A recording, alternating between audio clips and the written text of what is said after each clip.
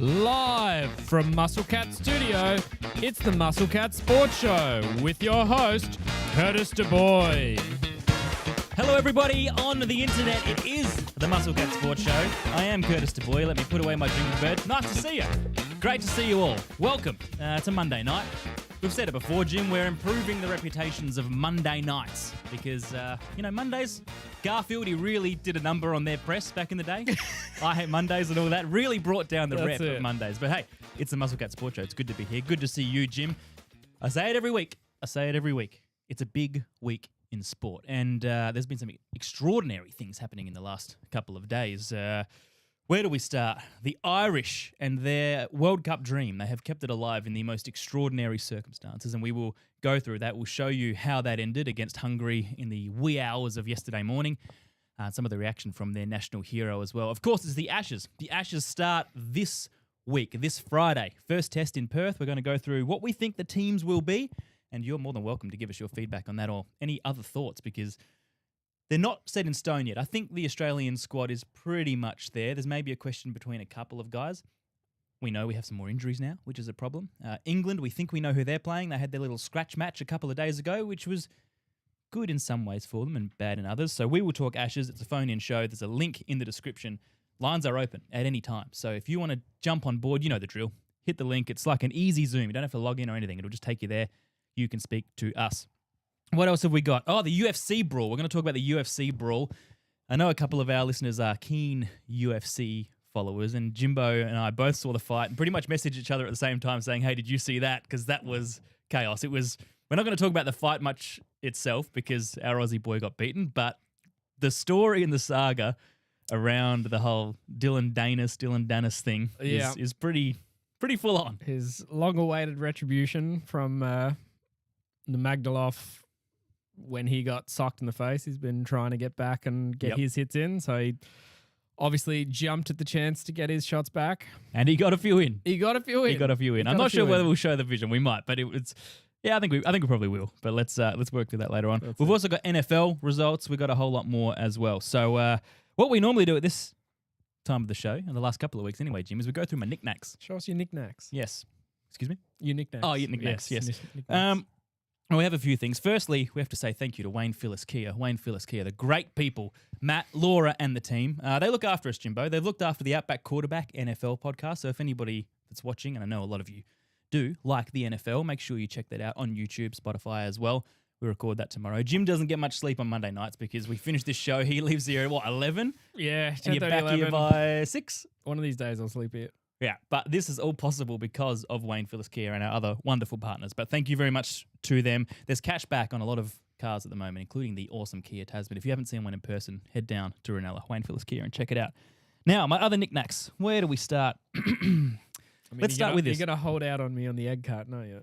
Yeah, I'll save the eggs. I know you're curious. To the egg carton. That's the most no idea what's going on. It's knick-knack. I'll leave that till last then. Right. This one here, Jimbo, the good people at Sports Card World Adelaide. So Matt and the team there, a place where I used to shop when I was a kid, like 8 years old. My cousin used to take me there. It was the best part of the school holidays.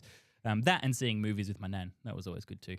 But yeah, my cousin Michelle used to take me there and I loved it. And that place is still going strong. They gave us this $210, the light's tricky, $210 box of 2025-26 Cricket Australia Lux cricket cards, Ashes moments, signatures, all sorts.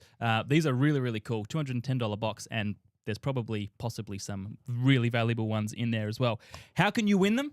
Well, you can watch on Saturday night our live Ashes watch-along. So the third session of the second day of the Perth test, so this Saturday night from 6 o'clock Adelaide time, 6:30 Melbourne and Sydney. You can figure out the other time zones. We're going to be right here, Musclecat Studios. Myself, Jim, good friend Alex, who has called the show a couple of times, very knowledgeable guy. He's the guy that was the 1 millionth Cricket Australia fan of the summer or something, and he won KO and all sorts of things. So he's a big cricket fan now, so he might be very biased towards the institution of Cricket Australia on the live stream because they've looked after him so well. But you can win these by watching along, just hitting subscribe on Saturday night and commenting or phoning the show. We're going to have the phone lines open, Jim, for the Ashes watch along. That's it. All the riveting moments that come with the Ashes. Dope. We want people to watch. Oh, wait, yes. It's our show too, just because you don't like cricket that much. Jim doesn't watch much cricket, but we're going to educate him. That's it. I will be learning. You know what, listeners? Call up and tell Jim why he's wrong to not love cricket, because it's un-Australian. He's not even Australian. True. That maybe checks out. Don't like Vegemite, don't like cricket. I hate Vegemite too. Ooh, who's un-Australian now? The guy born in the US. Well, I guess that's probably. That's something for the chat. What's more un-Australian, to not like cricket or to not like Vegemite? Well, one's objectively good and one's not. So I'm right. Which one? Well, look, we love cricket here, even if Jim doesn't know a lot about it. But that's why Alex is coming in. He's going to shoulder a lot of the load because he knows his cricket. But yeah, you guys can win this, and it's going to be a good night. So don't listen to KO commentators and Adfield Channel 9 commentary. Come watch it with us. It'll be good fun. All right, what else have we got? Oh, I've got my Alex, who called in, who I just mentioned.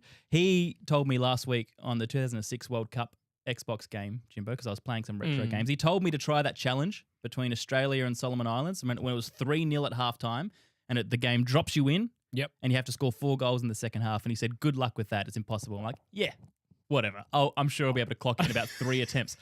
I have tried 9 times. And before you got here today, I got prepared extra early for the show so I could have half an hour of doing it.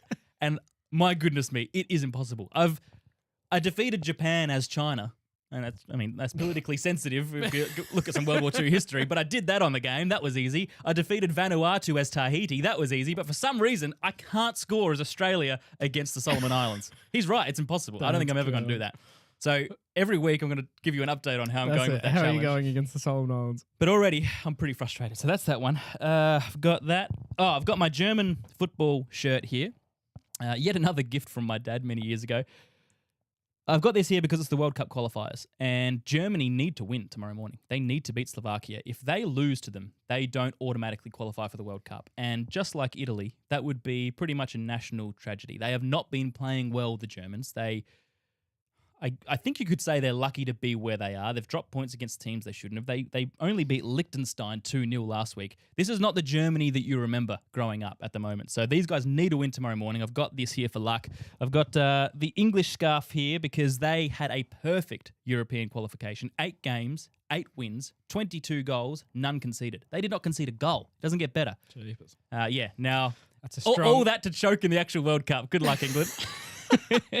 All right, I think that's everything. Oh, no. I've got this book. I'm almost done, Jimbo. I'm reading this book. George Orwell, I won't go into it, but great author. The reason I've got a book, it was just any book that I picked. Down and Out in Paris and London, in case you want. Jeepers, is he an egotistical maniac? His name's bigger than the book title. I'm trying to read the book title. I can see his name. That's how you get famous. That's why I want to call this the Curtis Du Bois show, not the Stig and Muscle Cat Sport show. I've got a book. I just picked any book because... We were hanging out, we were chilling yesterday, you and I, Jimbo, we did. Our families, and your wife was talking about a book that she'd read, and she goes, oh, yeah. Oh, no, I asked her if she'd read it, and she goes, oh, yeah, I've read it. Oh, yeah, I listened to it on audiobook. And I went, hang on a minute. You ain't read a damn thing. What do you mean you've read it and you listened to it on audiobook? And then you launched to the defense of your woman, and you said... Well, to be honest, it was less for her benefit, more I feel strongly about the topic. So the argument was, and this is the question, forget the Vegemite one, because I don't want to hear people who like it. No, I do. You're all welcome. The debate we had, and we were very opposed. I think it doesn't count as reading a book if you've listened to the audiobook. You think it very much does. I wouldn't say that was exactly how it was phrased in the discussion. The discussion was, yeah, I agree. You can't say I read it per se in that phrasing, because yes, you didn't read it. Right. Your argument was you haven't consumed the same content if you haven't read it. That was not my argument. Was exactly it was not my argument. All right, let's get the wives in. That was not my argument. I was saying you haven't read it. You were saying it's physically different to read the book and to consume the content than it is to hear it. Oh, it's a different process. Actually reading versus... I agree. Reading versus listening is different. Yeah, cool. Okay, sweet. I thought you were going insane, mate. No, the difference was saying you're like, oh, there's a whole different process to what you take in versus what you hear. All right, well, let's park that because, okay, we've found some common ground. But can you say, I think it boils down to this, and we have put it on the Outback QB stories survey, and we've had a lot of responses, and I'll tell you the result. Oh, have we? Yes, we have. The question is, news. Can you say you've read it if you've listened to it on an audiobook? Oh, yeah, I've read that. Have you? Getting to the heart of the issue, aren't we? Mm-hmm. I mean, semantically, I understand that you can't. Don't cheapen it by throwing the S word in there. Well, you say semantics, it and is it's semantics. It's It is not very much semantics. Well, I guess this is where we got deep because it was Yeah. the like. I mean, it's semantics, but if you say, "Have you read it?" and I say yes, even though semantically I listened to it, Yep. I did consume the content. That's probably where we got deep in the content debacle. My brother, who has called the show before, the hockey guy, Bren, Yep. he said, and he put it, Oh, he'd be on your side. well, he is, but he put it in a good A better phrase. way. I think Yep. he said, conversationally, yes, you've read it. Technically, no, you haven't. Yeah, that's. I mean, a pretty simple and correct way to sum it. Well, according he to the Outback, solved. according to the Outback QB listeners, and we've had 66 votes on this so far, does an audiobook count as reading? Yep. Go on. Yes, it's 46%. I mean, that's higher than I expected based on that exact phrasing. Do we have a lot of illiterate listeners? What are you saying about NFL fans? We love you all. Even if you like Vegemite and can't read, you are welcome here. You are welcome here. We are- 54% say no. So that was closer than I thought, to be honest. Luckily, we are an audio podcast. We are, and visual. That's it. And we're just a distraction. That's it. Yeah. So we should that's that release one. the transcript and see how many people read that. We should. All right. The eggs. Let's get to the eggs. This is my last Yes. knick-knack I've got here. There was a story. It's a real egg. Yep. Dare me to throw it to you. No, I'm not going to. How much do you trust me to catch it on your carpet? It's my studio. A guy called Luis Rubiales, Spanish man. He was the president of the Spanish Football Association when the Spanish women won the World Cup in 2023. He was very excited. He ran down onto the pitch, was celebrating, and in the moment, kissed one of the players, I think on the lips. I can't remember. But she didn't want that kiss. Sure. She said, Luis, vamos. I do Yep. not want you here. Do not kiss me. Wow. He got in a lot of trouble. Yep. Mm-hmm. Checks out. Yep. He just released a book Saying that. about how he got in trouble for kissing a lady on the lips, right? What the soul book's content is Well, no, about? it's- Okay.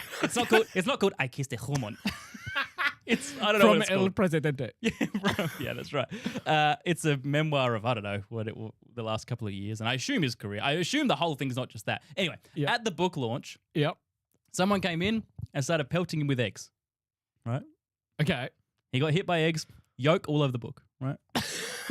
Minor detail, but paints a picture. Yep. Pelted with eggs. The man who threw the eggs at him was also named Luis Rubiales. Maybe that's what he was protesting. What? Just unhappy about the name. You've given my name a How bad rep. dare you? You know the other twist? Oh, It was also his uncle. Really? Yes. His uncle egged him in his own book launch. That's And then OG Luis Rubiales, or the author Luis Rubiales, came out and basically said that this guy's crazy. He's got all sorts of issues. He's been like this for years. Now there's like this war of words between two Luis Rubiales. that's One of them covered in egg. Yeah, and he got arrested. The crazy uncle got arrested, and the book launch did not go well. But you could say the book launch went very well because I would have had no idea that Luis It was no Rubiales would have. egging. Yeah, Maybe it was an elaborate stage plot. maybe. And Uncle LR has taken a hit for the team, and really he's got a cut of the book sales. I mean, that's extraordinary, isn't it? That's That's Luis Rubiales on Luis Rubiales egg-related crime.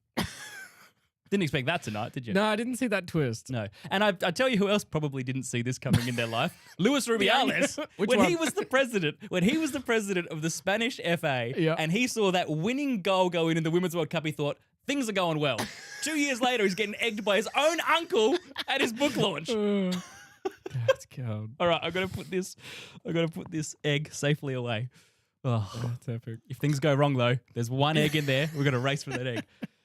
Oh, okay. I saw you. Were you eyeing off the chat there? Yeah, I was more What's- keeping an eye on the chat room. We've actually got a call in. Oh, let's do Got it. our first call in. It is a call in. Let's do it. Who have we got?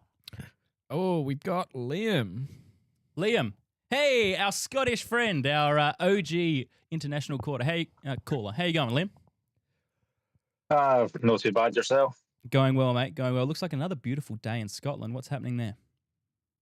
The sun might be out, but it's -2 right now. So Okay, I take it all back. Now, Scotland had a tricky weekend or a tricky week in a couple of sports.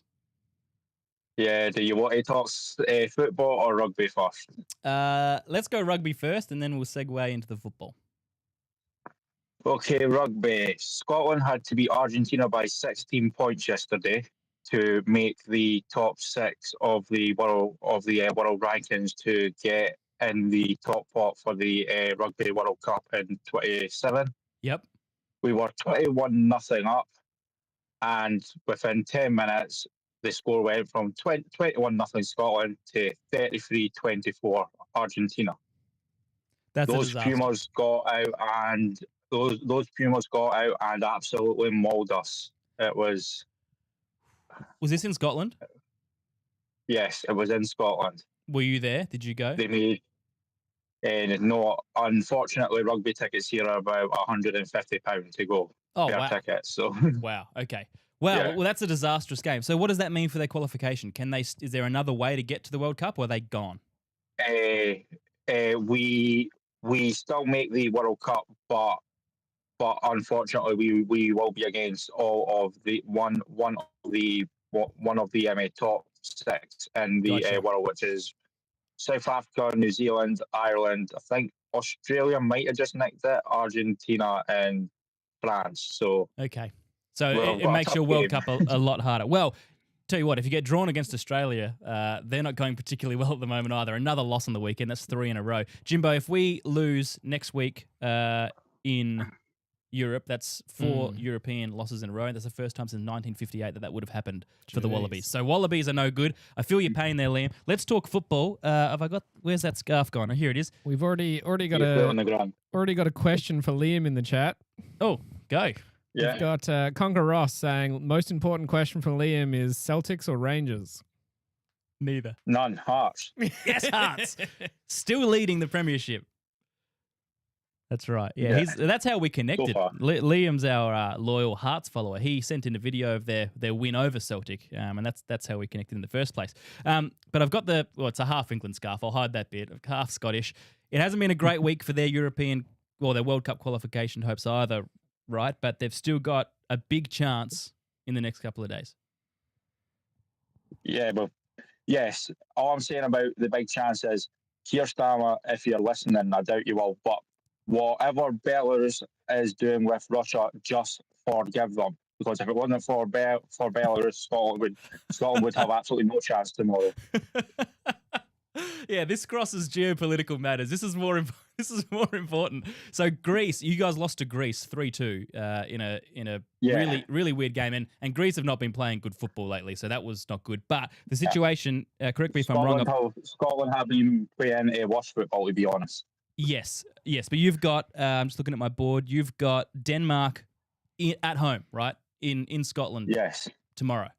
Yes, and it is basically a winner's take all. Yeah. So Denmark are 1 point ahead of us in the table. If we beat them, we automatically go to to the World Cup. So a win secures your World Cup berth for next year.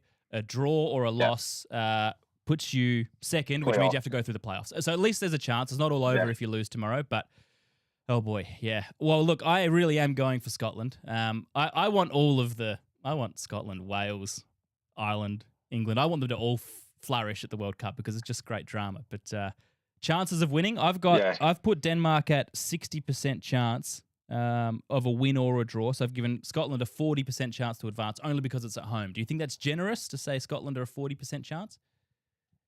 It really depends on Steve Clarke, to be honest, because I was questioning his subs on Saturday night. Yep. You're 3-2 down.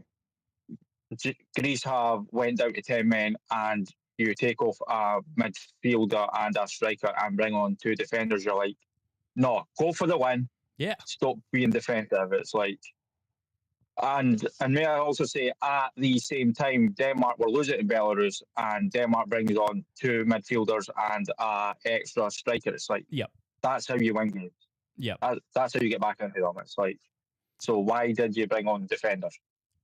It's a great question. To be honest, I'd probably say it's about 75% Denmark, 25% Scotland.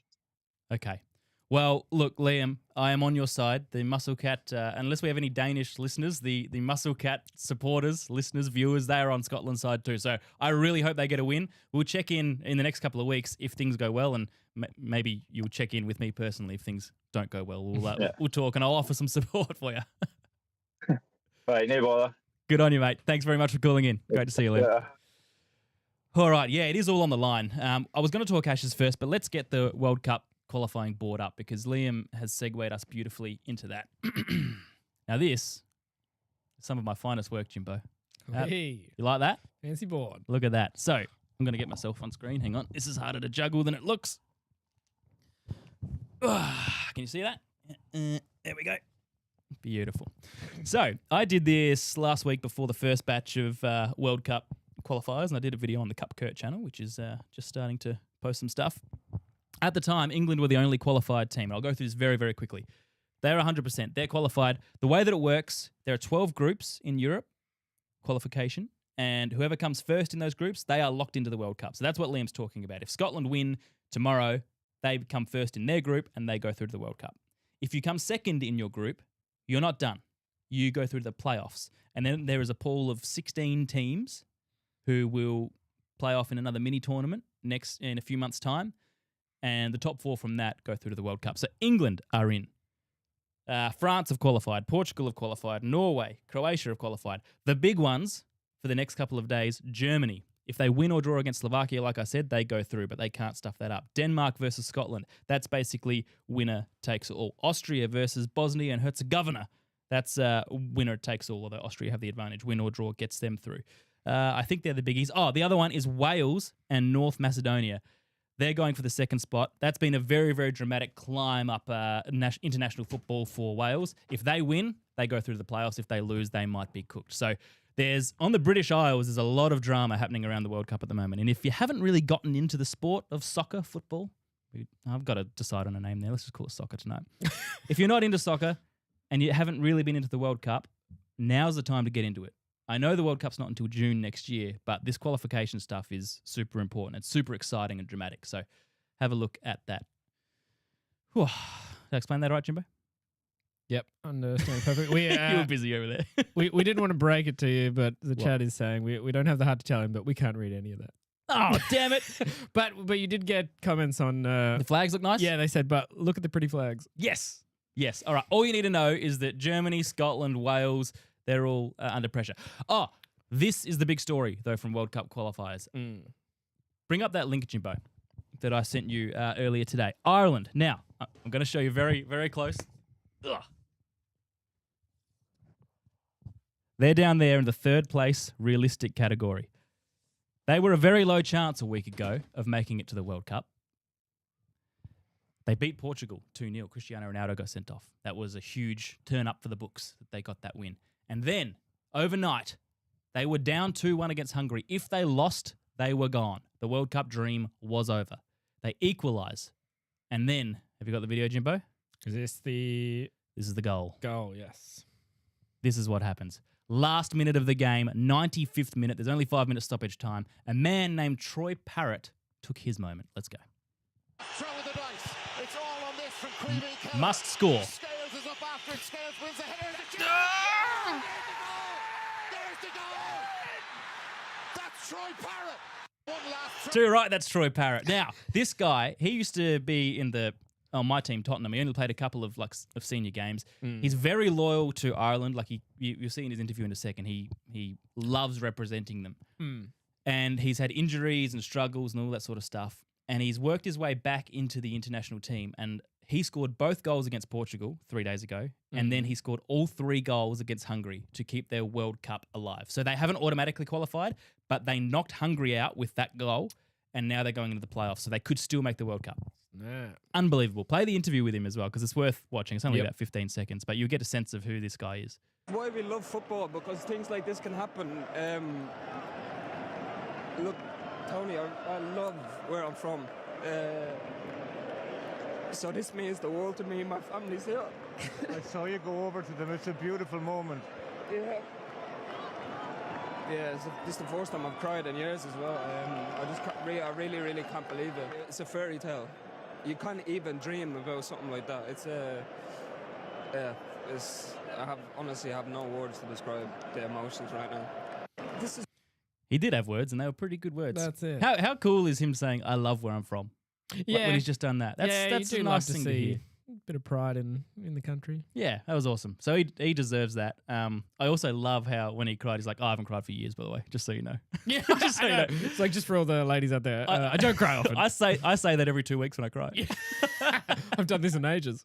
So anyway, I've got a bit of Irish green on tonight for Troy Parrott's performance. But that was, I mean, this dude, you cannot get a better 4 days in your sport than that. So I hope they make it through the World Cup proper. It'd be anticlimactic if they lose to, I don't know, Yeah. a second-rate nation.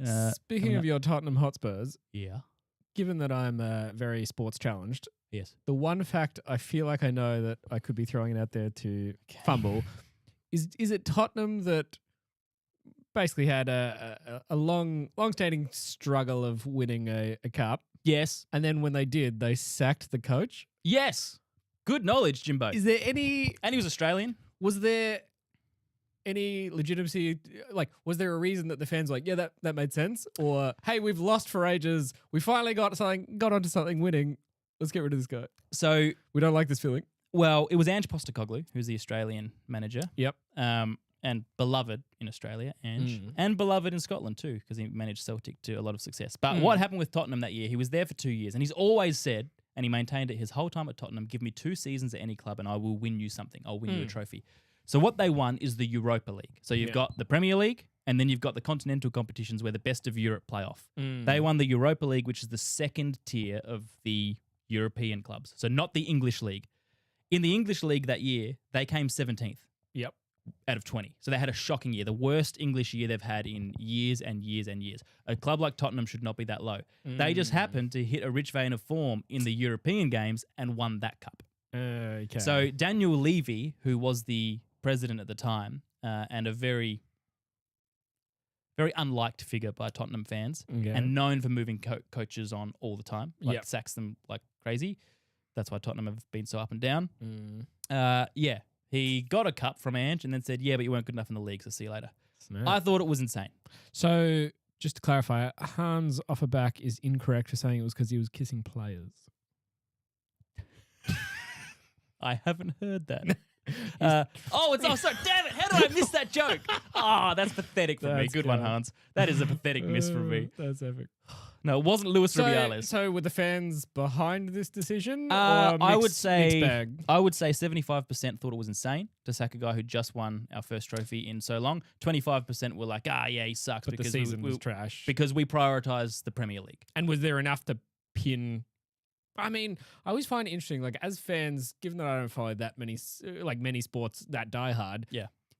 Can you tell when there's this is the coach versus the team? Like, is it noticeable to say this is the coach's fault versus just, well, he's at the top, so we'll blame him? Quite Or- often, yeah. Okay. Especially, There's just calls and... yeah, I mean, tactically, managers in soccer bring a very different flavour to their teams. There are some guys who play a certain way, like Pep Guardiola, who celebrated his 1,000th game that we were talking about the other week. He's got a very particular style versus some other guys like a Sean Dyche who manages lower teams on the table who just boot it clear, play counter-attacking football all the time, and that's his style. That's why he suits certain clubs. So sometimes a new manager comes in and they just don't suit the place, and it just doesn't work. Ange's downfall in the league was that he is, and I love watching his games because of this style, but he is so aggressive all the time. He refuses to give up on scoring goals. The opposite of what Liam was complaining about with the Scotland manager before. Yeah. He's too conservative and defensive, so the fans get annoyed. Ange, whilst we love scoring goals, sometimes refuses to defend. Yeah. It's just who we are, mate, was the quote after they okay. got spanked when they just couldn't stop leaking goals. So, yeah, long story short, you can sometimes tell, and sometimes it's a bit of a blame game of, no, we think it's the players, no, we think it's the manager. Yep. Fair enough. Easier to move a manager on, though, than a whole squad. So that's why they normally take the blame. Yeah. Fair enough. So, yeah, that's Ange. How did we get onto Ange? Just me referencing the Tottenham fact because I know sports. It's a great fact. So, That's yes, it. they did finally win something. All right, let's talk some Ashes because it's the Ashes this Friday. Can you believe it? I cannot. Yeah, I know you're pumped. Well, we are all pumped. And it's, this is proper summer. This is summer in Australia. This is what we love.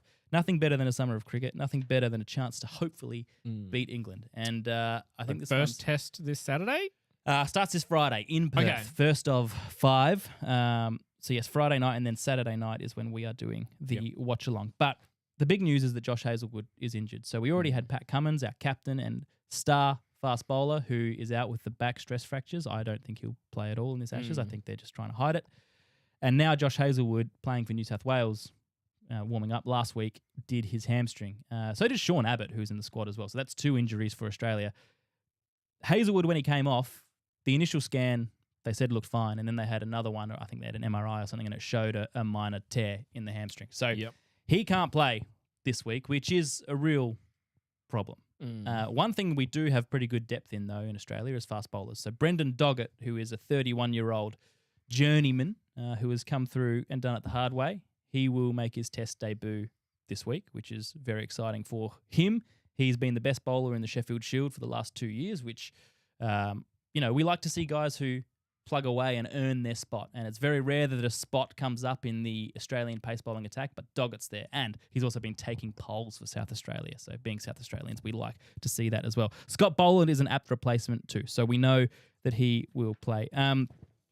Jimbo, do you want to get the squads up on the screen? Maybe the Australian Ashes squad, and then we'll work through who I think will be our 11 for the first test, and then we'll go through the English as well.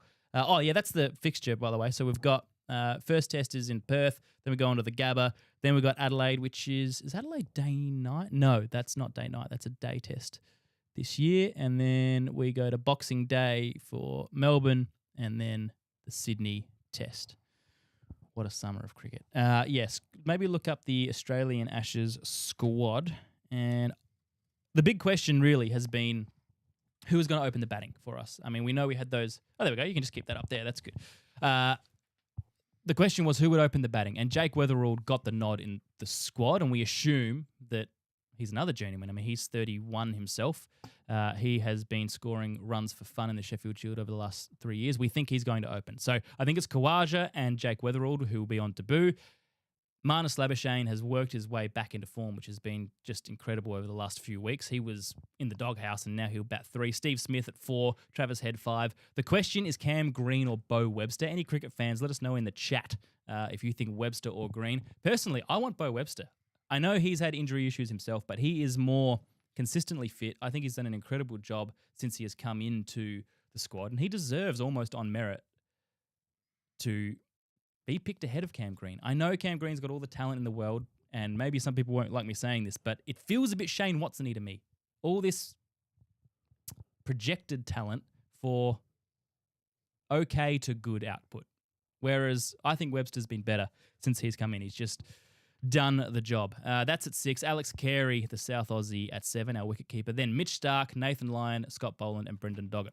The one other issue with these injuries particularly to Pat Cummins, because Hazlewood can't bat, but Cummins can. Our tail's a little weaker than normal when it comes to batting. Normally, we would see Starc, Cummins, Lyon, 8, 9, 10. And there are many times when Paddy Cummins has bailed us out with the bat. I was watching the first or second test from last Ashes in England, and he put on a big stand with Nathan Lyon when we were 7 or 8 down and won us the test match, essentially. So without that, Boland doesn't bat particularly well, but I think he'll bat at 10 and Doggett will bat at 11 because he averages 8 at first-class level. So Doggett, yes, brings a good record of pace bowling at state level, but he doesn't bring any batting nous whatsoever. So that's one little weak spot. And while we're on cricket, we've got a cricket fan calling in. Oh, none other than the Alex that'll be joining us for the watch along. Oh, here we go. Let's get into it. Yes, all right, I like your hat. Put that away, please. No one wants to see that hat. How are you? Good, man. How are you? Not too bad. I thought I'd call in before I got to shoot off. I'll miss the rest of the show. But yes, calling in to talk to the Ashes. Yes. I totally agree with you about Green. Not a fan at all. Okay. I would have Webster in any day of the week, I reckon. I completely agree with your analysis on him being another Shane Watson, all this promised hype, and just doesn't do much. I just don't rate him. I'm not that interested in an all-rounder who can rarely bowl because he's always hurt. Like, we've seen that before. And that was Ben Stokes for a while. And yeah, sure, the English stuck with him, and obviously that's turned out great. But when you're not batting that well, it's a liability, and it's a spot taken up in the team that could be used elsewhere. I rate Webster's, and it's been, like you said, it's been good with the bowling. I'm happy to see Doggett come in, Yeah, but same. again, you've taken all my talking points, so Sorry. I'll be off pretty quick. But no, he's worse than Hazlewood, really, isn't he? So Yeah. Like you said, our tail end is going to be a proper tail for the first time in a while without Cummins there, and with Doggett in, and potentially Boland in. Yeah, it's not going to be great. I mean, I guess Hazlewood's out, so Yeah. it's like a 1-for-1. Yeah, and I mean, we never used to have to rely on the tail as much, but we do collapse more than we used to. We never used to be a team that would collapse. I mean, we'll talk India's collapse later on because that was hilarious. If anyone saw South Africa versus India overnight, oh my goodness. You create a pitch that works for you, hey, India. Warms the cockles of my heart. nice total of 93. Yeah, I like to see them get to serve their own medicine of trying to doctor the pitch. It and was doctor brilliant. themselves out of it. It was brilliant. Yeah. What do you think the Perth pitch does? Have you thought about that or know much about the Perth pitch? Because traditionally that's super pacey. Like the Wacker was crazy with bounce, and that would be an all but the Optus pace Stadium fest. isn't the Wacker, is it? Yeah, exactly. It's still known for its pace, but to be honest, I actually think it's stupid that we got the first test there at all. Like, have it at the Gabba and we don't lose. Yeah, simple as that. Yeah. And why they've changed it, it's probably to do with the weather, I think. But yeah, true. yeah, we do get a bit of rain. They've just kept it.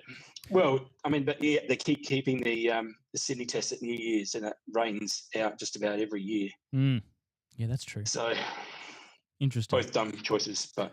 Before you run away, first, we don't lose. Before you run away, Alex, one point about Cam Green in his favour. He's the only guy in the Australian squad under the age of 30. Did you know that? Everyone else is 30 or over. Nothing wrong with 30 or over year olds. I know. I'm just saying. Dad's army. And the argument, I was listening to a show the other day. It's chicken or the egg.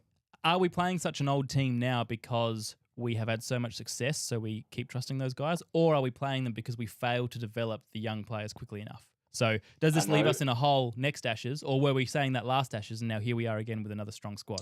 Well, I guess Constance was a bit of a failed project, but I mean, I wouldn't actually mind playing him again if he just stopped playing the ramp shot as a test opener. Yeah. Gee, it was a great innings though, wasn't it? That what did he make? The 60, one inning. Yeah, 63 or something. That was unbelievable. Yeah, Constance, I don't know. I feel like Constance is an anomaly because, yeah, sure, he was in the system for a while, but he was 19 and it's disrespectful to say picked on a whim. But I'm thinking the guys that are 23, 24 that have played a lot of Shield cricket by that age and then, eventually earn their way into the squad at 25, 26, rather than Jake Weatherall debuting at 31, Brendan Doggett at 31. I agree. I'd rather see that than like all or nothing either. I think you can have some of those mid-range guys, but I think maybe it's probably a lack of talent, perhaps that are keeping some of the guys getting a little bit long in the tooth. Probably could have been pushed out, but maybe it's just not coming through enough. But I mean, Test cricket's it's a hard thing, isn't it? Because you can get a couple of bad scores in a row. Yeah. When you think about it and you're a batsman and you're out there, you could be out there for 10 minutes and you don't get much time to show, you don't get time to build, like you do if you're like on a soccer team or a footy team or something like that, where, you can have a bad quarter, but you can come back in the third or fourth. Yeah, sure. Or whatever. One false shot and you're cricket, done. Yeah. That's it. Yeah. So it's a tough game. It's a tough gig. So I don't want to see people drop, after a couple of bad innings either. You want to back them in, I reckon. I always think of Rob Quiney. Remember Rob Quiney? About 12 or 13 years ago, he played for Victoria, was a great Shield batsman for many, many years, averaged probably 50 plus, as most batsmen seemed to average back then. Now they all average 32 and get a gig. I don't know how that's happened. Yeah. 2020, I guess, is to blame for that. But Quiney, at the age of, I think he was 33 maybe when he debuted, which was one of our oldest debutants ever at that point. And in 3 innings, he made 9 runs. And he is forever stuck with an average of 3 at test level. And it's like, that's it.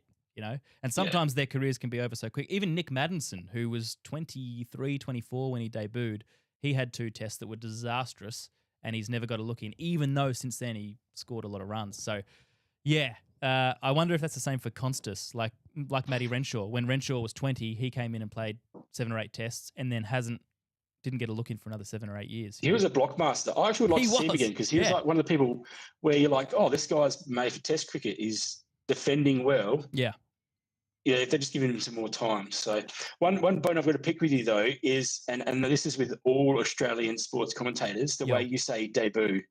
It is debut, not debut. Do I say debut? Debut. Debut. You said debut. You know what? I used to say debut, but now I watch so much American sport that I say debut. It's debut. It is debut. It does my head in. But it's not just American stuff. It's debut. On the footy here. It's on any Australian sport. Oh, it's their debut. No. Anyway, it's one of those things that really grinds my gears. Yeah. But anyway, sorry. Is it dynasty or dynasty? I get to voice it. Dynasty or dynasty? Pardon? Dynasty or dynasty? Dynasty. It depends on the context. I think that one could be contextual. Oh, really? I thought Dynasty was Australian because Big Red, who listens to the Outback QB podcast, lynched me for saying Dynasty. He goes, "You're in Australia, mate. It's Dynasty." So ever since, I've been saying Dynasty. Man, I'm easily influenced by our listeners. Yeah, I think it is Dynasty always. Yeah. Yeah, I think you'd be right. All right. Well, you're building a dynasty here on Muscle Cat Media, Alex, and we'll see you here in studio on Saturday night. Oh yeah, how do I get an invite to that? All right, I'll see you then. See you, man. Thanks for the call. Good chat. Good cricket chat. That's the Australian squad. A couple of fun facts for you, just about how dominant the Australians have been in Australia. Let me get this right. Since 1990, Jimbo, our record against the English in Test matches on Australian soil is 32-6. They don't beat us. They haven't beaten us in a test here. They drew about 6 times, I think. Well, yeah, 6 out of 38. The last time they won was in 2015. And they have not won a test in Australia since. So if we lose this, it's like Italy not qualifying for the World Cup. Possible, but tragic. Yeah, that feels like it could be Well, you got bad vibes, have you? You give me bad vibes over there. You're looking at me as though things are going wrong. I'm also trolling the chat. I feel what like do we got? Somebody else had also given us the bit of doom and gloom for the weekend. Oh, please, yes. Oh, bring it on. Who have we got in the chat tonight, Jim?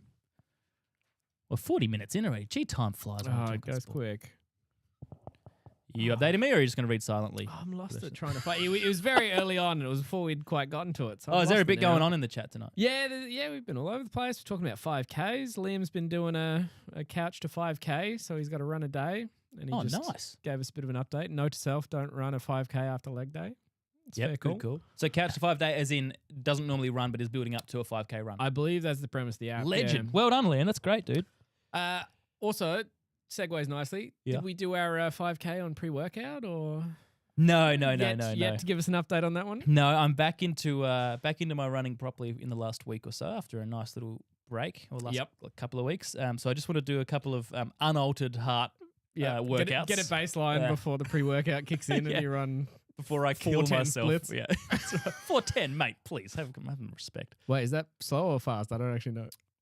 No, I sound arrogant. No, but what's a respectable number for a 5K for you to give you the out? Sounds like you want my PB, James. What's your average? My average? Or what's your go-to for a 5K? What are you aiming for? I would be these days. Sure. I'd be disappointed if I ran anything slower than high 18s. So that's about 340s, 350s.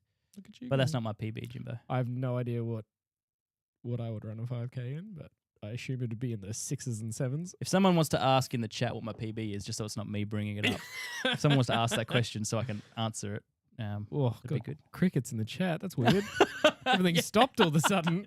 That's frozen. Refresh it. No. I won't tell him I ran 16:21. Oh, we've got Caleb chiming in saying respectable number for a 5K, highly subjective. Yeah, it is subjective. With his laughing face, basically. It is very subjective. We're all on a different scale. I mean, yeah. My other job, I sort of run for a living. You run so for a it's living, not really... so your respectable number is not our respectable number. Yeah, because I've sort of been paid to run quick a little bit. True. Quick or for a long time, or both? Quick for a long time. That's what, yep. Moving on. I'm getting asked what my PB is. Yeah, come on, James. Who knows? I could not tell you. I that's my mission before next week. I got to run a 5K and see what my splits are. Can you please do that? Yeah. That is content. I'm definitely using Can I come and- pre-workout because it's going to fuel the Dude, do fuel not the outcome. do not use pre-workout for your first 5K in 10 years. Anyone in the chat use pre-workout for a run, and did it enhance your abilities much like weightlifting, or did it plummet your abilities? Like ice hockey. Yeah, that's it. That's it. As we had the update last week on pre-workout for ice hockey, not a good mix. Just a disclaimer, if you do take pre-workout and go for a run and have a heart attack, we're not advising you We're to not do this. advising it, but definitely call in. James is. James is advising you. I'm not. And for tonight, he's not a part of Muscle Cat Media. Call in after you call 000. That's it. Yep. And then Plum Lover has said, "How quick can you do the 5K backwards, Kurt?" There we go. There's your challenge. Quicker than most. Yeah. Quicker than most. I mean, if you just turn around and run it the other way, you're probably the same speed. Yeah, probably. Yeah, probably. Yeah, haven't done an all-out 5K for a while. I might do a park. What's your standard run? Like, what's your weekly runs? About 5K. No, but not. No, But you're not aiming, your Oh, approach isn't to run 5K. no, correct. It's not like a Okay. timed. I'm not running 5K full Yeah, okay. speed. No, I do one speed session a week. Yep. Like reps and try and get 90% plus of my top speed. Yep. A few times. Do a lot of long slow, like between 20 and 25 Ks of jogging a week. Yep. Yeah, that's about 3 or 4 sessions. About 4 sessions a week is what I'm normally doing. Yep. Yeah, and then trying to go to the gym too. But clearly, I don't do enough of that. That's why I have extra small shirts that still look a little baggy on the arms, Jimbo. All right, where was I? Oh yeah, I was talking Ashes, England Ashes squad. The big question about England has been their number 3 batting spot, and I'll look down the barrel for this one, Jimbo. Zach Crawley, he opens the batting with Ben Duckett. Crawley, in most generations, wouldn't be good enough to hold down the opening spot, I don't think, but here he is. He does just enough to please the selectors. Ben Duckett hasn't been in his greatest form the last 12 months, but he's still a solid opener. Ollie Pope. Now, they had a practice game, the English, last week. It was the English 11, in which they played 13 players, versus the English Lions, which was basically England A, their backups. And Ollie Pope scored a century and then 91 in the second innings. Joe Root and Harry Brook, number 4 and 5, the captain and vice-captain, interestingly, both failed. They scored 0 and 1 in the first innings and then I think 31 and 19. So they're not in the greatest form. Joe Root famously has never scored a century on Australian soil. I think that will end this Ashes. Hopefully not, but I think it will. No, I like Joe Root. He's a respectable dude. But Ollie Pope has wrestled back the number 3 spot. There was some speculation that he would be dropped. He was the vice-captain for the last few years of the English side. And when they took the vice-captaincy off of Pope and gave it to Harry Brook, people thought, well, maybe that's because they're not picking Pope. The other option was Jacob Bethel, who has played very little first-class cricket, is an exciting player, sort of not quite Sam Constacey, but similar in his attacking flair. He's got a bit more about him as far as runs at first-class level, but has still never scored a ton at first-class level, so maybe Constance has done more. He was rumoured to take the number 3 spot, but it looks like it's going to be Ollie Pope. So the lineup for England, I think, will be Zach Crawley, Ben Duckett, Pope at 3, Root at 4, Brook at 5, Ben Stokes. Oh, sorry, I said Joe Root was captain before. That's wrong. Ben Stokes is obviously the captain. Wicketkeeper Jamie Smith, who is a very good player, averaging 48 and 15 tests at the moment. Very, very dangerous batsman, so we need to remove him quickly if we stand a chance. Then I think the pace lineup, which is a good lineup, is Gus Atkinson at 8, Jofra Archer, Josh Tongue, and Mark Wood. They won't play a spinner. They won't play Shoaib Bashir, who is their spinner on tour in the Perth test. We'll see him later on, but that's where we're at. So, like I said, Ashes watch along this Saturday is going to be fun. Hopefully Australia are in a good commanding position by then. You can win these cards. So make sure if you haven't already subscribed to Muscle Cat Sports Show that you do hit subscribe, because then you'll be able to enter just with a comment, just with a call. It's as simple as that, Jimbo. Ooh, we've got Lethan Man on the line to talk Dillon Danis and the UFC. All right. This is big. Lethan, how are you, my friend? Good, mate. How are you? Very well. I can call you friend of the show now because you've been on a few times. I think this is the 3rd time. You were the first person to talk UFC with us. Time. How about I'll give 15 seconds of context and then you can tell us all about it as a UFC fan. So, Dillon Danis, and I'll let you correct me if I'm wrong here, Lethan. I might even be saying his name wrong, but let's call him Danis for now. He is an instigator, a teaser, a guy who causes trouble. A few years ago, at a big UFC between Khabib and McGregor. Danis was in McGregor's corner, not actually his corner, but in the crowd, part of his crew. And he was antagonizing Khabib, who beat McGregor, who tapped out. He was annoyed that McGregor tapped out after talking such a big game. He jumped out of the octagon and attacked Dillon Danis. Correct, Jimbo? I don't know that he was specifically targeting Dillon Danis, but he was caught in the crossfire. All right, well, let's throw to No, Lethan. I could Was he targeting him specifically, or was that just part of it, Lethan? Yeah, no. So it started earlier than that, actually. Oh, let's go. It started with an altercation between Khabib and his team and a UFC fighter called Artem Lobov, Mm-hmm. who was half Irish and half Russian. Yep. Was a friend of McGregor and training partner of McGregor. Yep.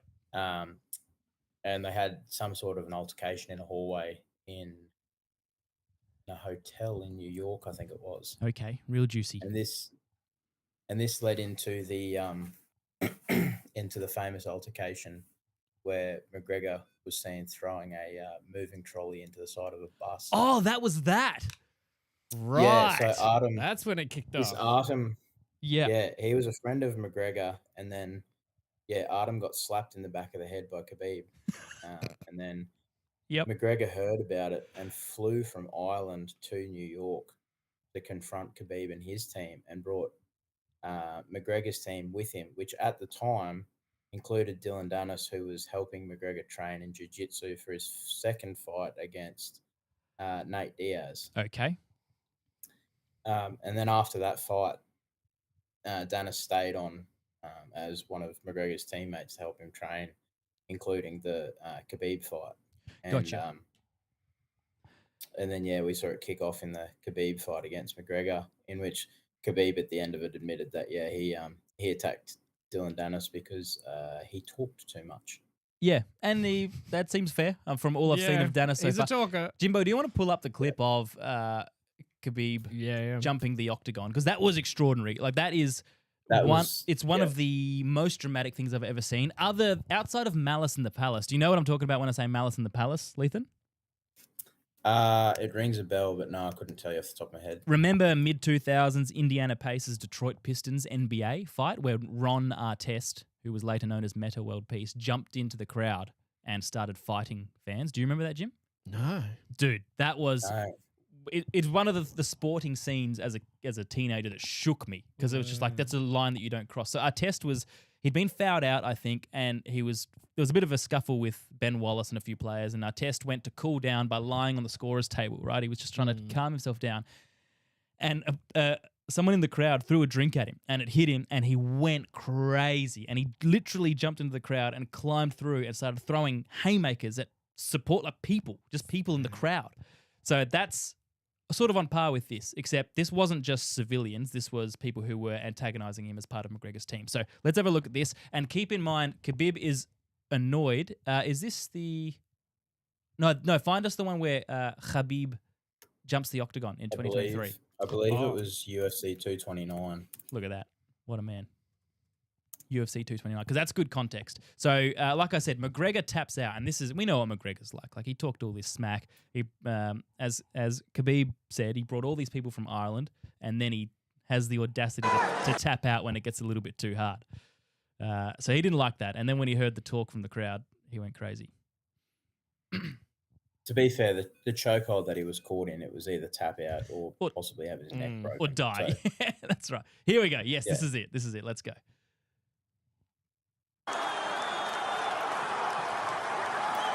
Throws the mouth guard.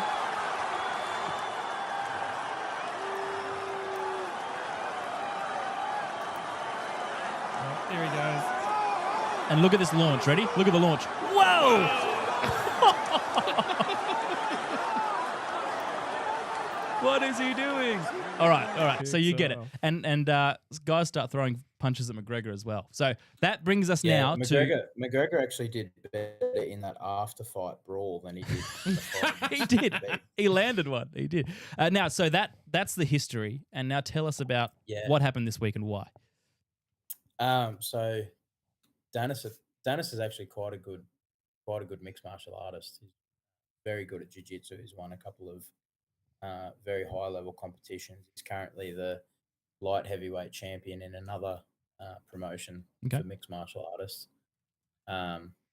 And he was seen before the fights chatting up some of the UFC royalty. A couple of good photos of him there having a good old chat with George St. Pierre. Oh, yeah. He was dabbing him up. Yeah. And anyway, he was trying to get into the area, the special area that they have ringside for the actual UFC fighters. So apparently he was at the barrier trying to get into there. Right. And Islam Makhachev's team was just there as well. And it just sort of kicked off. There's a lot of people saying he started it. There's a lot of people saying Makhachev's team started it. Nobody's really going to know. But but the connection between Makhachev's guys, the Dagestani dudes, and Khabib, they're mates, right? They're all mates. So they hate camp, same training camp. Same camp. Okay, gotcha. Khabib is one of Makhachev's coaches, and the plan was always Khabib's father's plan was always for Islam to take over from Khabib when Khabib retired, which is exactly what's happened. Yep, Islam being Makhachev's first name. That's his name, right? Yes, Islam correct. Yeah, correct. Islam so that wasn't a statement on religion. That's his first name. No. That would be quite a grand plan. Although the group's nickname is the Muslim Brotherhood. Yeah. And Dana White referred to them in the post-fight interview. He said, I didn't know the whole Brotherhood was going to show up.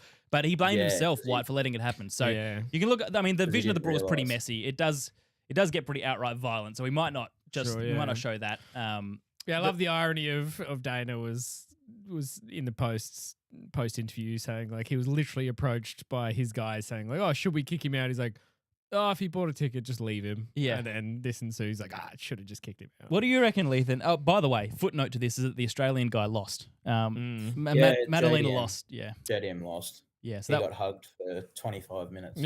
So not a great fight? It depends on what you're there to watch. You know, a lot of people are there to watch the stand-up aspects of the kicking and the punch. Yep. All those. Whereas this was more of a grappling wrestlers, grapplers, and jiu-jitsu match. So what was I going to say? Oh, yeah. White has then gone on to say that Danis is banned forever. For life, Yeah. But there were a few... before I let you go, I'll ask you this question. There are a few people that are saying that Dana secretly loves this publicity because, look, we're all talking about it. 100%. I have gotten into UFC this week more than I have in the last 10 years because of this drama and this storyline. And post-fight, he's saying it was a terrible night. But does he love it? Does this help the sport deep down? I know it looks thuggish and brutish, but it adds to the drama, right? And it gets people's eyes on it.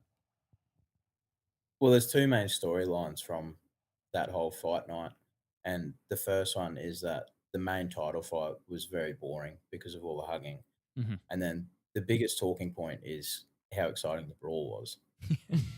So at the moment, the brawl is overshadowing how boring the main title fight was. So taking the attention away. Good diversion. Taking the attention away. So I'm sure Dana's like, we'll lean into it a little bit. We'll take something. Yep. Do you think he deliberately didn't move Danis away from those dudes because he knew something was going to kick off? Oh, yeah, potentially. The option's there. He's a businessman. He's a wily businessman. Another question for Lethan in the chat. Would Khabib beat prime Nick Diaz from Conquer Ross? I would say no. So I would say yes. I would back Khabib, but would Khabib beat prime Nate Diaz? Oh, sorry, Nick Diaz. Nick Diaz, Nate's older brother. Yeah. Oh, that's a good question. I'd have to say yes.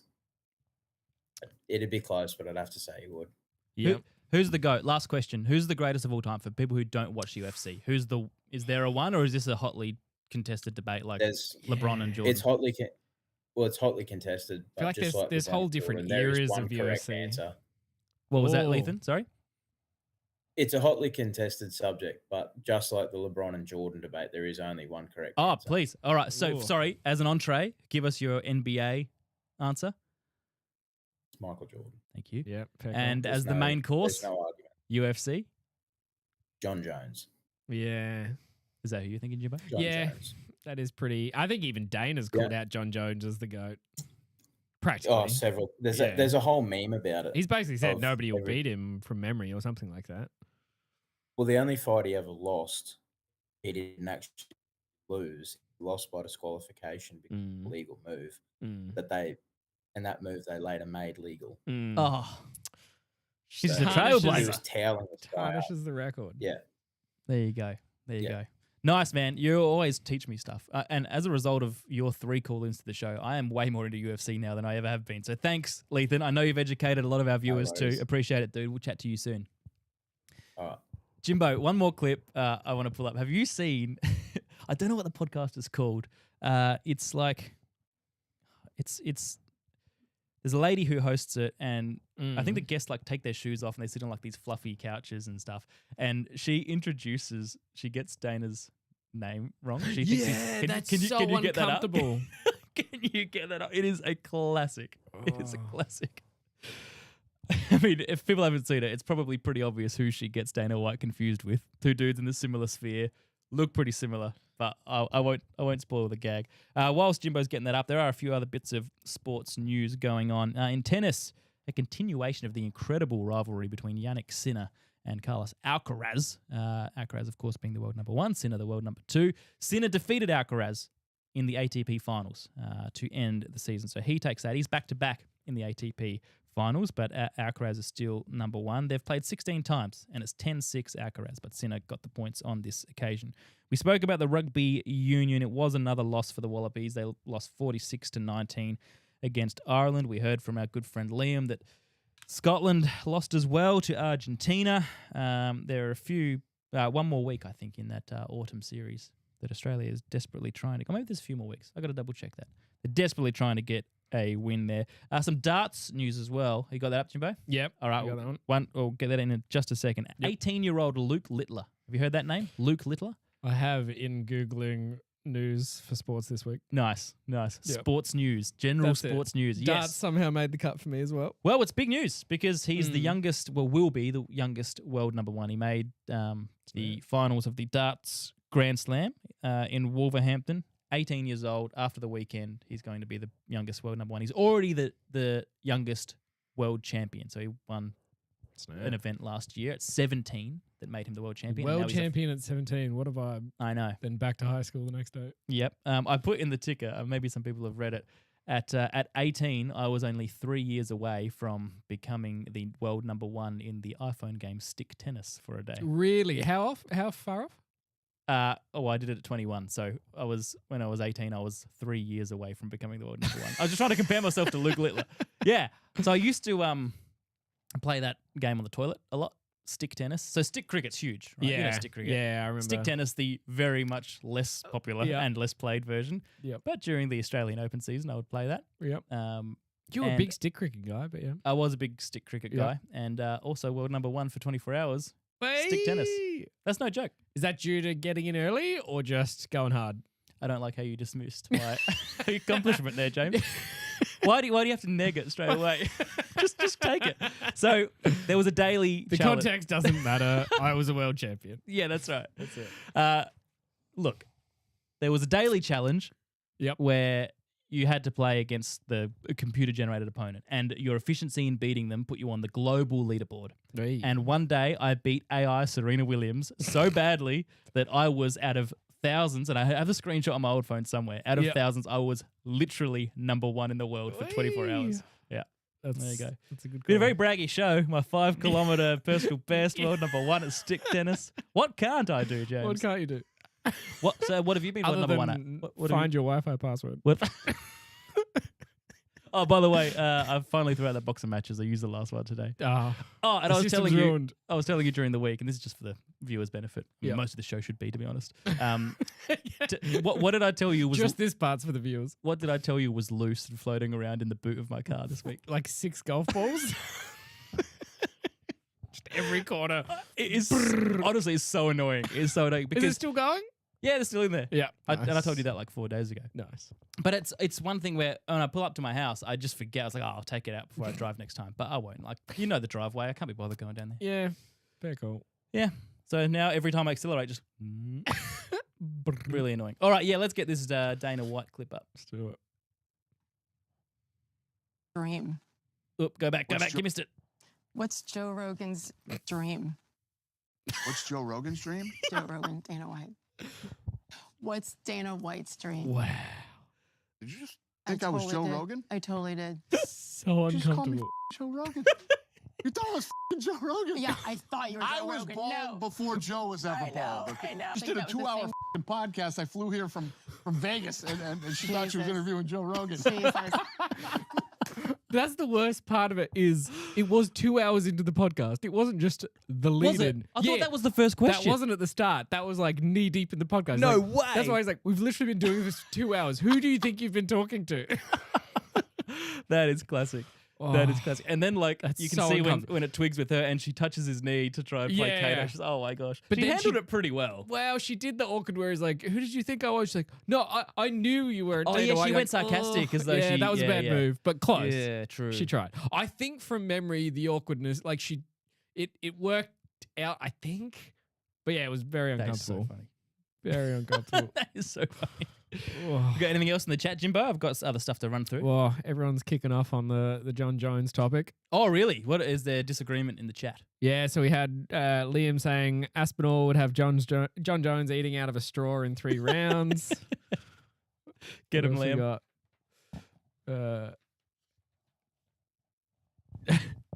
Who else Can do you we read it? have? Is it I was waiting for Tom censored? to be mentioned.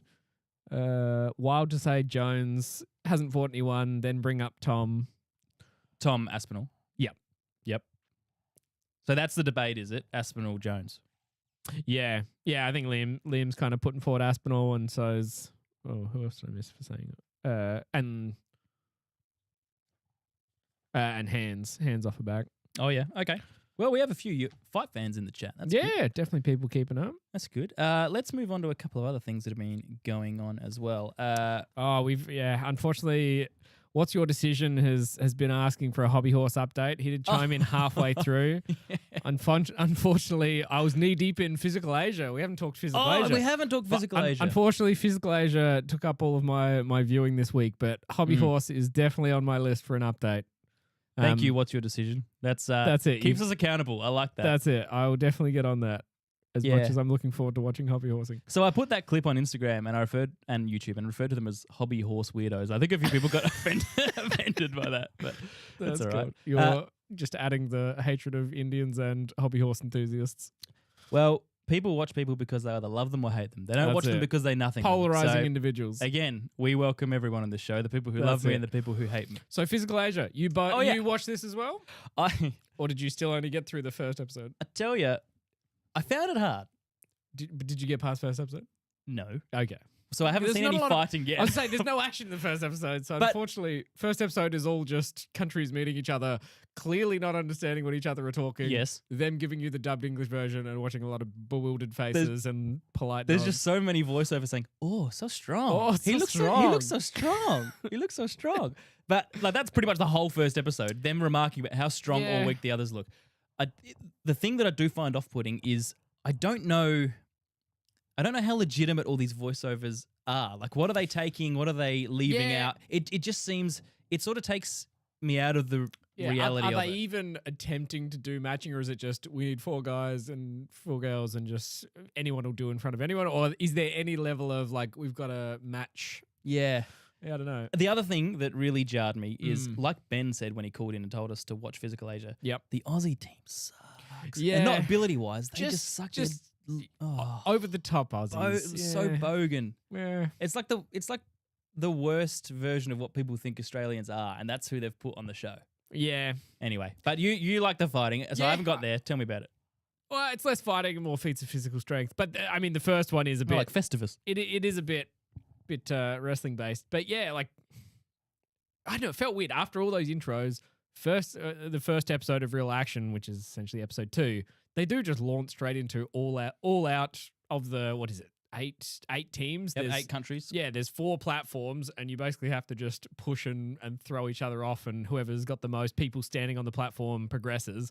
So, sorry, for those who don't know what Physical Asia is, it's a show on Netflix. It's a strength strength contest between 8 nations fighting for supremacy. Yep. Who's got the most athletic and strong people. And they take them from all different sports. And some of them are like famous baseballers, some are bodybuilders, some are all sorts. Even Manny Pacquiao. Wrestlers. Manny Pacquiao, boxing legend, at like 53 years old or that whatever. Shocked everyone that Manny Pacquiao was like the last person to come in on the Philippines. And like you said yesterday, isn't it beneath him? Like, I think, it did feel this like is Manny on that show. Even like everyone as he came out felt like, is he really coming? Oh, he's actually here. Like, I feel like everyone was even a bit shocked of like, oh, okay. Like, and then they proceed to beat up a pensioner. Well, yeah, they very much seem to then like push and throw him around, and then he's got to lift bags of sand, the poor guy.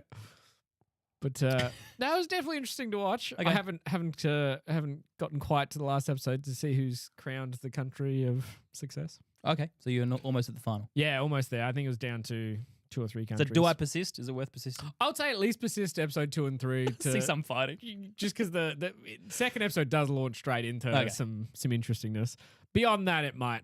You see how you go. But so I've basically watched like the opening credits. Yeah, definitely worth watching 2 to have something to talk about on the wrestling side. Okay. Any other Physical Asia opinions? Put them in the chat as well. And because they've had other series that have led to this, right? Like there's, what was it, Physical 100? Is that the first it was the one? Physical 100, and then this was more the like team country based. I think Physical 100 was just 100 people, and they were all individual. It's definitely made me want to go back and watch that, to be honest, because I remember always seeing the title card and thinking like, yeah, well, I started watching that. I started Yeah. watching that, and I got 3 or 4 in, and then just the I don't know. It's kind of the same with the teams. Just like, all right, and there is a lot of, I don't know, you kind of skip through to be like, just who won? Get on with it. Yeah. Yeah. Okay. All right. Well, that's a pretty good review for Physical Asia. Oh, sorry. No, you go. NFL. Big week of NFL. Always is. I say that every week. And I also say every week that I say that every week. Week 11 results. Now, we have the Outback Quarterback podcast. For those who haven't tuned into that yet, where's my mug? Here it is. I think this one might have water in it. Nope, that's empty. One of those. It's like how old would that water be? One week, because Hawley doesn't drink coffee. Okay. True. Outback Quarterback podcast. Mug's still available, by the way, if you want to DM me. $300. We've been doing this for 3.5 years now, the Outback QB, myself, Dawson, Hawley, and we've built up a nice following, and we're getting bigger every week, and last week we had more people than ever watching. So thank you to all the newbies. Thank you, of course, to all the people who are watching every week, because I know there are a lot of you. So we record that on Tuesday morning. That's out before lunch on a Tuesday. But we cover everything. So I'm just going to really briefly give you some of the headlines from the NFL and tease you for our show tomorrow.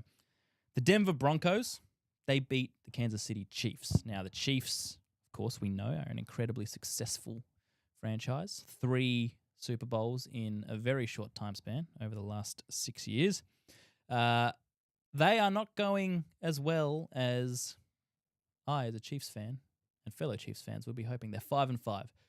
One thing you have with Patrick Mahomes, there's always hope that you can dig yourself out of a hole. Even today, when they were trailing 19-16 late, he gets the ball with 1:40 to go, and you think Patrick Mahomes, he's got this sorted. It didn't work out today. They didn't score a touchdown. They leveled it up at 19-19 and didn't go on to win it. Bo Nix and the Denver Broncos got it done. That is 8 wins in a row for the Denver Broncos. Another team that's had 8 wins in a row is the New England Patriots. It's like the year 2015. It's like we're watching Manning and Brady again. Not saying that May and Nix are playing on that level, but the fact that New England and Denver are the dominant teams in the NFL. This feels like the NFL that we sort of grew up with in the teen and early 20s years, because it's like a time machine. So they are looking really good. New England, were they the real deal until they beat the Bills? People said no, but now they've beaten the Bills and they keep on their winning ways. 9-2. What a record. They're on fire.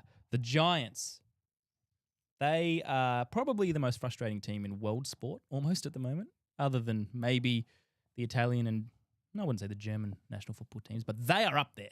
Goodness me. Because they sacked Brian Daboll, their coach, last week. They had a record of 2-8. And the problem all year is they get in winning positions and then just blow it. They find new ways to blow it. Either they let their ankles get dislocated, or they throw interceptions, or they make boneheaded plays, or just something goes wrong. Whether it's their luck or it's their ability, something goes wrong. They sack Brian Daboll. He's probably the problem. Move him aside. They're in a winning position again today against the Packers, who are not playing that well despite their record. And, of course, the Giants go on to blow it, 27-20. They lose. The Bears, they're doing the opposite. The Chicago Bears, are they're a much maligned franchise, Jimbo. You know, since the 85 Bears, when they won the Super Bowl with their famous defense that they still talk about now because they haven't had a whole lot to talk about since. It's a big market, Chicago. There's a lot of people that watch it. Very famous franchise. Everyone knows the Bears, and they just haven't been able to nail it for whatever reason. A bit New York Jetsy, maybe not quite as bad, but a bit New York Jetsy over the last 10, 20 years, where all the ingredients on paper you think are there, but then it just doesn't happen. They are in a very good habit at the moment of coming back from behind to win. They're 8-3, the Bears, which 7-3, 7-3 after their win over the Vikings. So they are going really, really well. Caleb Williams in his second year, the number 1 draft pick from last year, he was much maligned and still is in some ways, and sometimes deservingly because he can be super annoying, but he's showing talent despite still some rough edges there. But the Bears might be a thing. They're going to play playoffs. And the last time they played playoffs, their kicker missed a kick in the wild card rounds and got them eliminated. It was called the double doink because it hit one post and then hit the other post. And then his name was Cody Parkey. Actually kind of impressive. Yeah, he couldn't do that again if he tried. It's easier to score, but he chose the double doink for that occasion. They got eliminated. He got cut the next day, but not before he went on, I think it was like Good Morning America, and talked about like how he felt about missing the kick and how disappointed he was. And this was not a sanctioned interview by the Chicago Bears. And they said, "What are you doing?" So they cut him. They're probably going to cut him anyway because kickers are expendable. But that's where the Bears have been in recent history as far as playoffs. And now at 7-3, they're top of the NFC North in a very, very strong division. They've got the Packers in there. They should be a good team. They're really weird to watch. The Lions are in there. The Vikings, they're struggling a little bit. But nobody in their right mind outside of passionate Bears supporters, and probably even not them because they're quite realistic, some of them, nobody would have predicted the Bears to be 7-3 and leading this division.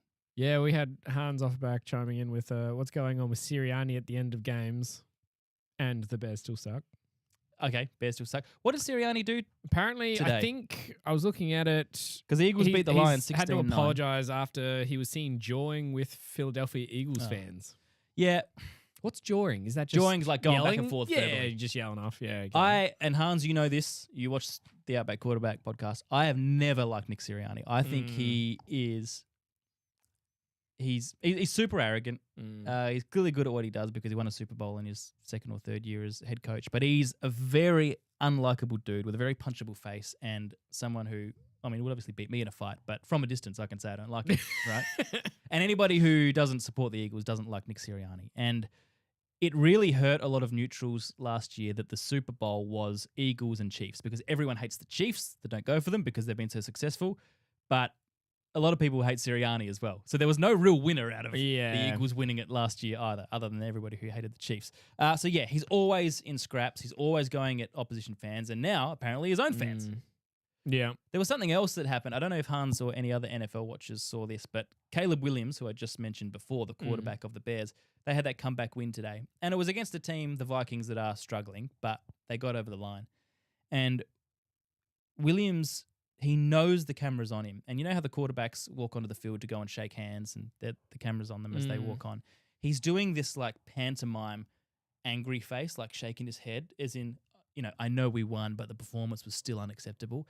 And it's fake. It's so fake because he wants to be seen as this like gritty dude who's like, I mean, do better. We can do better. Yeah. We demand perfection. Like, dude, take the win. Like the Bears have sucked for so long, and you were a big part of that last year because you didn't gel in your first year. When you're 7-3, no, don't be arrogant. Don't go over the top, but celebrate the win. I think it's super arrogant to make that all about you. I hated seeing that. And it's a weird, like, at that point, it's hard for it to still be a genuine, like, Correct. Almost nobody could pull that off at that moment in a genuine stance. I think, you know what annoyed me so much about it is because you're not that good, right? This is the first time you've been in this position. So don't now take wins for granted and pretend like, oh, not just any old win will do. Yes, any old win will do for the Bears. Yeah. And like, you've got to, that just drove me crazy. I don't know if anybody else saw that. It's a little moment, but it's just an insight into his psyche. Yep. And then Lathan Man had just said, forget Caleb and Sirianni. Can we talk about Jacoby Brisket? Brisket. Jacoby Brissett. Yeah. Jake, some people I'm call getting him hungry, all right? No, some people call him Jake Brisket, but it's Jacoby Brissett. Yeah, that's a great call. He set the record today for the most completed passes in the history of the NFL. Now, Jacoby Brissett has been I used the word journeyman about some of our cricketers earlier. He's the ultimate journeyman. I reckon this is his 6th or 7th team as a quarterback that he's been on in the NFL. And when you're not a consistent starter, you do bounce around, but he's been in a lot of franchises. Now that Kyler Murray's out injured, he's starting at Arizona. Mm. And normally, I mean, he's been at New England, he's been at Washington. Normally, he'll start for 3 to 6 games as a filler when they're waiting for a rookie to get ready to play. Yep. They lost today because they're a bit of a basket case of a team. But he set a record. He threw the ball 57 times and completed 47 of them. Nobody else in history has achieved that. No Brady, no anyone. Now, I know it's a selective stat, and it doesn't necessarily mean that he's flying you as your camera goes out, Jimbo.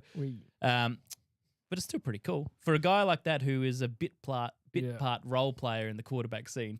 Does it take anything away from it being in just an average game? A little bit, yep. Yeah. But I think that makes it cooler because it sort of shows who Jacoby is. It's like he'll just slot into any team and do what he can.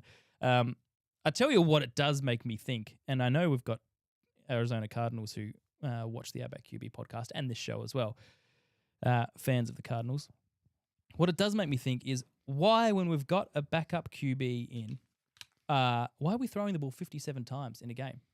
I mean, I know Jacoby obviously completed 47 of them, and maybe he's better than their number one in Kyler Murray because Murray's been struggling. But it seems odd to me that you've got a guy who's just a depth chart dude who's there as a backup, and they're throwing the ball 57 times. They've not got a versatile playbook, the Cardinals, and that is why they're 3-7, Jimbo, amongst many other problems. The Eagles did beat the Lions 16-9. That was a pretty big result. The Dolphins. Now, I dressed up as Mike McDaniel the other day. Yeah. Also another unlovable coach? I love Mike McDaniel because he's so weird and he gives dweebs like me a hope that one day we'll be accepted in the big burly world of football, right? And not just talking about it from the other side of the world. That's it. I like doing that. So thanks for watching. I dressed up as him because I thought he was going to get sacked, and I think they've won 2 or 3 games on the bounce since. They beat the Commanders in Spain randomly. In Spain. Yeah, where his dark curly locks would have fitted in beautifully. It would have been a bit frizzy in the humidity of Spain. I heard Mike McDaniel's uncle was at that game throwing eggs at him. But yeah, they got a win. Now the Commanders are in a world of hurt as well because of injuries and all that sort of stuff. But still, a win's a win, and they are 4-7 and technically have playoff hopes. They won't make the playoffs, but where they were 3 weeks ago, the fact that they're still mathematically alive is pretty huge. So that's a bit of what's happening in the NFL world. Tune into the Outback Quarterback podcast on YouTube tomorrow. Different channel, so look that up for all of that. Other stuff, Formula One, we got the Las Vegas Grand Prix this week. We know that Lando Norris leads by 24 points over Australian Oscar Piastri. Now, if Norris wins this week, then he extends his lead to more than a race worth of points. So 25 points for a win. He's up by 24. If he wins, it'll be beyond that. He could have one hand, maybe 1.5 hands on the title this weekend if he wins it. But if he DNFs and Oscar Piastri manages to get a win, and he hasn't done that for 7 races, but if he does, Piastri retakes the lead. So it's all sorts. Now, this is this in our time slot, Jimbo? I don't think it is. If you scroll, it's in PST. Yeah, that doesn't help us. I think the race, if you just literally Google F1, I think it should show us the time slot. Yes. 3:30 a.m. That was too easy. Oh, no, that's the Brazilian. Go on the tab across to Las Vegas. 2:30 p.m. On Sunday. Of course, because it's a night race in Vegas. What a time slot. Normally the American ones, when it's at Coda in Texas, it's like 5 a.m. Well, that's perfect. Sunday, 2:30. If you're Australian and you want Piastri to win the title, he's got to do something. He has to win. He really has to win this week, and we have to hope for a Norris DNF or a bad result otherwise. Verstappen's probably out of it now. He's 49 points behind. So barring a disaster all out for McLaren, there's probably no Verstappen. So let's see what happens there. One of the last big golfing tournaments for the year happened on the weekend. And remember I was talking about the Earth course last week, Jimbo? Yes, in Abu Dhabi or Dubai? Yeah, Dubai, yeah. It was the final of the... Oh, that camera's going to go in just 3, 2, 1. There we go. It was the final of the DP World Tour. Played at the Earth course in Dubai. Matt Fitzpatrick won in a playoff against Rory McIlroy, a playoff hole. It was a cool tournament. Weird. It's a different course. It's... There's a lot of water. There's a lot of... I mean, I know every golf course is artificially made, but my gripe with Dubai is that everything there is so artificial that you can even feel it in the design of the golf course, that there are like these fictional challenges that they've sort of just overly manufactured to make it extra hard. But there was some good golf played. There were 5 or 6 guys that were 17 under with 2 or 3 holes to go, and McIlroy eagled the 18th, Jimbo, to jump up into the equal lead with Fitzpatrick, and then McIlroy bogeyed the playoff hole. Fitzpatrick wins it. So it was a $10 million purse. Fitzpatrick took home $3 million. But the big story out of that, and he's won that 3 times, that tournament, by the way, Fitzpatrick. So he's basically setting himself up for life just on that tournament. He loves it. But McIlroy wins the race to Dubai, which is like the PGA Tour race of this World Championship, or the European World Championship. So he wins that for the 7th time. He's second in history behind Colin Montgomery, the Scot. So if he wins one more, he goes equal first in history for the race to Dubai. So he does that and the PGA Tour. The guy that McIlroy beat, Pengi, I think Pengi is his name. I always get his name wrong. He had played 15 more tournaments than McIlroy this year. That's how good Rory was on the DP World Tour, to go with a Masters win and a Ryder Cup win and all that sort of stuff. So he's had an incredible year of golf. How old is McIlroy? He would be, is he 40? What is he? He's 36. What? That's a terrible get from me. Oh my gosh, he's a year older than me. There you go. Why did I think he was does that old? seem older than 36, right? Because he's accomplished and mature, unlike us idiots. Maybe, yeah. 36, that's depressing. Wow. No. He's a good golfer. Feel like I've been watching him for 20 years. I mean, he was 18 when he started playing in the Masters. What else? Any more in the chat before I finish off with the last couple of notes, Jim? No, you've gone again. This camera's a disaster. We've got to sort that out. Nothing else in the chat? While you're looking, the Detroit Pistons are dominating the Eastern Conference, a 9-game win streak. And we saw our co-host of the Outback Quarterback podcast just randomly posting a video about how he loves the Detroit Pistons. We hadn't heard a thing about that, Jimbo, from Matt Maidman and his support of the Pistons when they were bottom of the league. Yeah. But now all of a sudden he's posting reels, floating heads, getting 5,000 views saying go Pistons. He loves it. And people were calling him out in the chat for that as well. So there you go. They're flying. Yeah, They got a win percentage of 846 over their nearest rivals, the Knicks, who are 667. So they are flying in the East.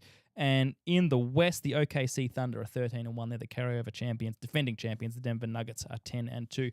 Thought we might have a couple of guys ring or maybe comment about the Colorado Avalanche in the NHL. They've won 6 in a row, including another win today. They are, if there was one league, they're top of the league, but they're leading the Central Division, followed by the Dallas Stars. Metro Division is the New Jersey Devils. The Boston Bruins are leading the Atlantic. And the Anaheim Ducks, who were top of the Central last week, they've lost 3 in a row. But 5 wins in a row to the Kings have seen them take over. That's tennis. That's UFC, darts. MotoGP had their last race for the year. Marco Bezzecchi won that, but it's been wrapped up for a while. Marc Marquez won his 7th title, wrapped up that about 2 months ago. What else? I think there's... Oh, sorry, you go, Jimbo. I was just going to say, we had Hands Off back in the chat saying Wemby for MVP in the NBA. Victor yeah. Wembanyama. Do you know what he looks like? He's a string bean of a man. He's got an incredibly different body type. He's like a spider playing out there. Pull him up. There is one thing we didn't get to that I'll... Hey. Yeah, look at him. Absolute string bean, but he's so tall, and he can. Yeah, look at the arms on the dude. Tall is he's like Slender Man. Yeah, he's Slender Man. Yeah, crazy. Yeah, what is his height? 2.24 meters. Wow, 224. Huge. Look up. Google tallest NBA player in history. Is that Yao Ming? Nah.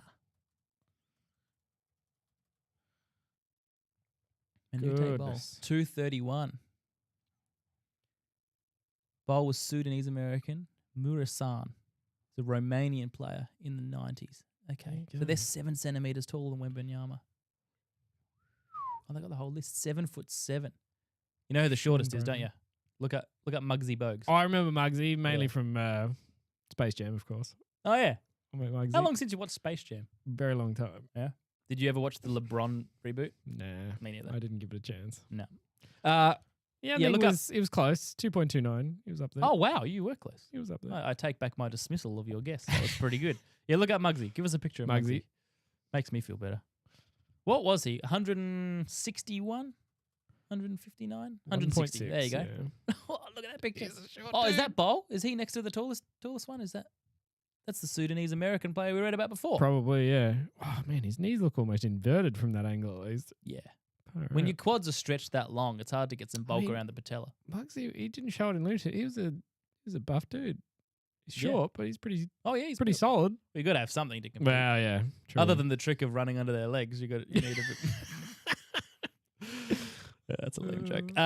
One more thing that we didn't speak about in much detail. We only mentioned it with Alex. If you can just Google India cricket team, because I want to go through this scorecard of India's collapse in India. Now, there was the pitch doctoring accusation, and they are known, the Indian cricket team, to, as is most national teams' prerogative, they are known to develop cricket pitches that favour their style of play. Let's put it generously and say it like that. The top left result there, Jimbo. The first test, South Africa, they batted first. Go click into that. They scored 159 in the first dig, and you thought this is not an easy pitch to bat on.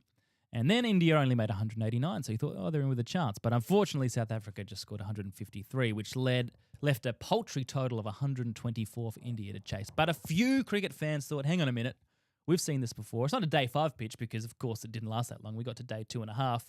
Maybe it's going to be a little tricky for the Indians to bat on. And my goodness me, Simon Harmer, he used a bit of their own medicine against them, bowled some off-spinning tweakers, took 8 wickets for, 45 or something, and destroyed the Indians. And that's a bad loss. That is a bad loss. They now can't win that series. It's only a 2-test series. And they are reeling, and the whole cricketing world rejoiced because their tactic got used against them and they collapsed. If you haven't watched the highlights of that, go and have a look. It'll take about 10 minutes. They're pretty short. All right, Jimbo, that's the show. Anything else in the chat we need to address before we run away? Everyone just chiming in about Muggsy's and Iverson era with the cool logo. Don't forget Spud Webb in the dunk contest. Spud Webb. Look up Spud Webb. Go on. Get the Spudster up. Get Spud up. Last little internet treat for the night. Spud Webb. Middle name. Dunk contest. 5'7". Spud Webb wins the 86 slam dunk contest. He won a dunk contest at what? 5'7". Japers. What a vertical leap. This man has been so impressive, and a crowd with a standing ovation. But that appears what he's going to do. Dude. Japers. He can jump. Good on Spud. old mate Spud Webb. Congrats. How old would Spud Webb be now? If he's 20-odd there, that's 40 years ago, 60-odd. I hope you're doing well in retirement, Spud. I don't know how big of a player he was. Well, 5'7", but you know what I mean. All right, that's the show. Thank you very much for watching. We love these rambly nights where we just talk sport with you dudes, and I assume a dudette or two, I'm not sure. If we do have any women listening to the show, let us know. We just assume it's all dudes. That's it. What was our statistics on our YouTube for Outback QB? It's like 99.4% men. Wasn't it like 100 at one point? Oh, yeah, That's it why was, we highlighted it. It was 100%, literally 100%. Thank you, everyone, for listening. Hit subscribe if you haven't already. Tell your friends. Tune in next week. Tune in tomorrow for the Outback Quarterback Podcast. And don't forget, you can win $210 worth of premium cricket cards from Sports Card World Adelaide. Great dudes. Regent Arcade. Check them out if you are in South Australia. You can win this just by subscribing to this channel, the Muscle Cat Sports Show, and watching on Saturday night our live watch along of the third session of the test on Saturday night, the Ashes test. You just need to comment. You can call in. Let's talk cricket. Let's have some fun. We'll see you tomorrow for the Outback QB. We'll see you Saturday for the Ashes watch along. Thank you, Jimbo. Great job as always. Thank you. We'll see you all next week.